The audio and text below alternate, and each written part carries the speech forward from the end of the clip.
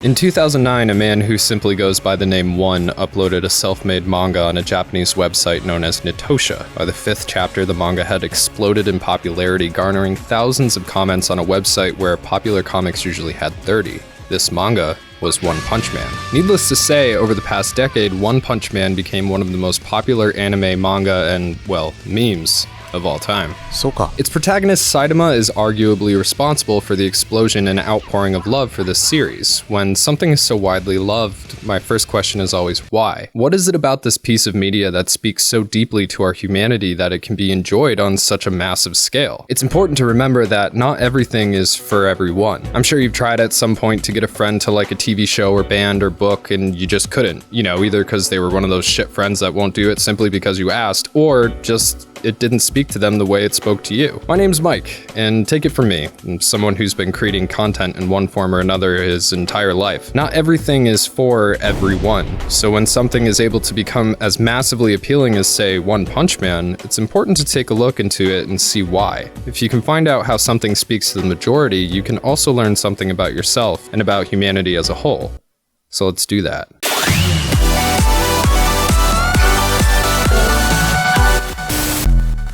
Saitama was once an ordinary dude in a world where destruction was imminent at any time.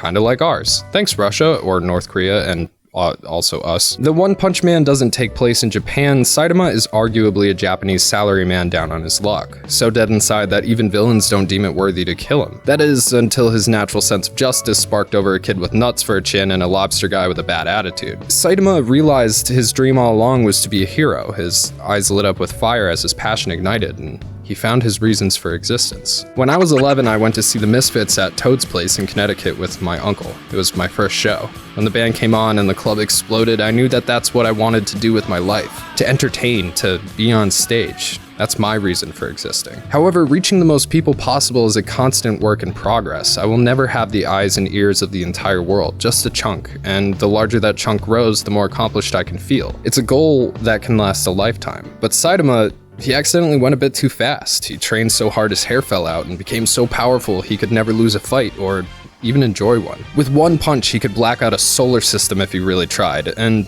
so we find him back where he started, dead inside. It's an idea of mine that people need something to keep them going, a goal, a set of goals, a purpose. Without one, we wither away. Why exist when you don't have to? That's a question that's been buzzing around since we started looking at bigger pictures, at least scientifically. Before it was, gods and stuff, easy answers that don't take a lot of thought. As time moved forward though, those big questions have become harder and harder to answer. Regardless, when the world went to war in the 20th century, we began to see new gods popping up. We required change. We needed modern gods, so we created them. Superman, Batman, Aquaman, the DC brand of godlike heroes who gave us a security blanket and hope, and punched Hitler and protected us from the bomb. Later, during social upheaval, we created the Hulk and Spider-Man, characters who have supernatural abilities but were more like us. Flawed characters, but with the addition of superpowers, people who were tied to society and did the right thing, or more importantly, tried. One Punch Man is the superhero, the god of the modern age, the age of technology, of information, the age of boredom. In this age, in modern society, we don't need the same kind of protection. We're fairly safe all the time. Society demands it. We've come to the point where we must create our own purpose, our own reason for existence, because there is no inherent reason. There is no reason we exist. There is no fight to survive. There's no struggle to overcome. We're bored. Therefore, we're left with a choice. You can look to God, or you can create your own reason for existence. This isn't a conclusion that everybody comes to, but it is a necessary step to take in self-realization. Do you think it's a coincidence that depression rates have risen in equivalence to modernization? We're bored and lonely and left with our thoughts and questions that have no answers. We no longer have the daily fight to live that covered up these worries that keep us up watching Grey's Anatomy and crying all night. For Saitama, his goal was to be a hero, a goal that should be a constant struggle, a constant fight, but it isn't. While One Punch Man is arguably a comedy, it's often comedy that brings up the darkest depths of our subconscious. Saitama is a doofus. He does doofy things. It's what makes him relatable as a character despite his ability to destroy literally anything with a single punch. But the narrative that the show follows through Saitama as a complex character is one of deep existential questioning. Saitama isn't simply a powerful idiot, he's an isolated and bored human,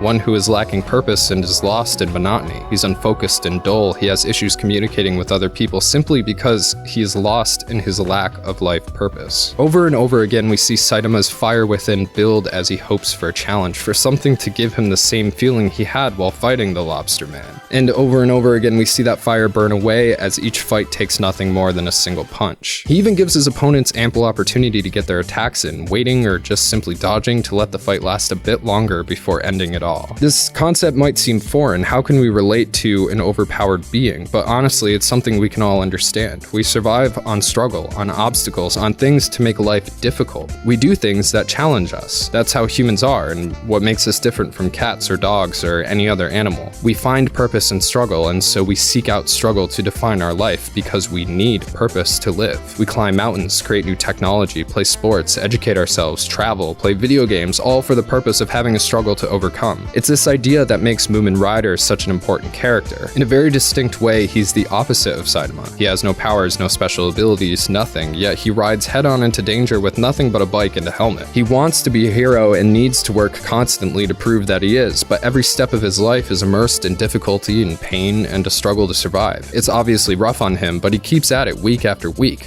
A life without difficulty or problems is no life at all. The fire of life is stoked by hopes and dreams. We need something to work on. We need something to reach for, otherwise our species has reached a false zenith. In first world countries, surviving, again, is rarely an issue. It's certainly harder for some and much harder for others, but the need to go out every day and bear the brunt of nature is gone. Hell, if you go out and steal your food, you get to go to jail and they'll take care of you there. You got options, is my point. Hence, our boredom and dissatisfaction. I've worked many jobs. I hated them all. I always went home with a feeling of having wasted my life for a company I despised simply to get enough cash to burn on food and cigarettes and maybe a video game. Disgusted me. There was nothing to it, nothing fulfilling. I didn't believe in what I was doing. I don't live to simply exist. I don't want to live, I want to be. And Saitama, that's what he wants too. He wants to struggle, he wants the fight, and it's what drives his character through every moment of the show. Yet his original purpose, to take down villains, has become so easy that it's not a struggle at all. And ironically, he's reached a point where trying to catch a fly is more challenging than saving the world. His new purpose is finding a struggle he can't win in one punch. This is reflected in the other issues he has to resolve from his choices. People not knowing his name, people thinking he's a cheater by how quickly he's moved up in the hero ranks. These issues give Saitama something to fight for,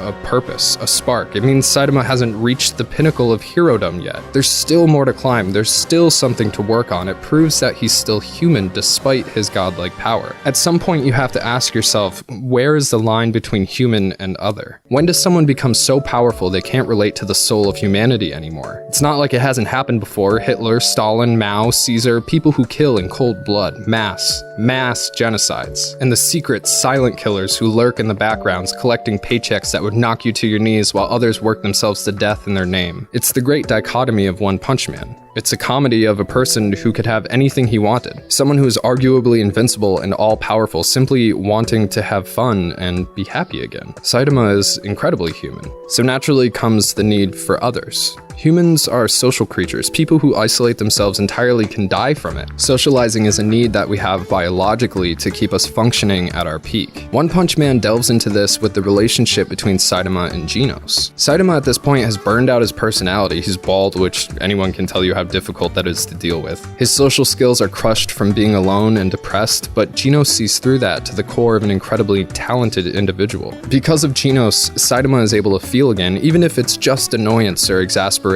His life is given purpose again, though it's not necessarily what he was looking for.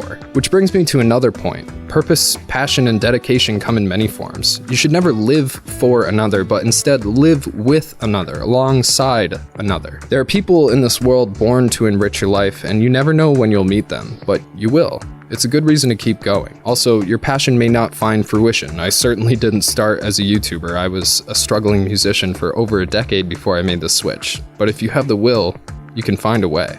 It's for these reasons that One Punch Man and Saitama struck a chord with so many people. He's the perfect hero for our time. A guy who already has everything, much like we do in modern society. We lack the genuine life or death struggle and have to replace it with other goals to keep us interested enough in life to even bother living it. His imperfections make him relatable to the average person because none of us are perfect. Because perfection is merely a concept designed to push us further in quality. His need for fulfillment and his disappointment in how mundane things have become, despite the horrors his world faces, is so like our own reality the irony is palpable. Yet it's his unlikely friends and allies that bring him back from the brink, because despite his talents, Saitama is simply a human being who needs companions as bad as the rest of us. He's also a god in the times of the godless, a shining light highlighting that the perfect are ordinary and the ordinary are perfect, as long as you have a goal to stoke the fire of your life. And hey, look at that, no spoilers. Thanks guys for watching to the end, I really appreciate it. I always want to say something like, hopefully you enjoyed this, but you're here, so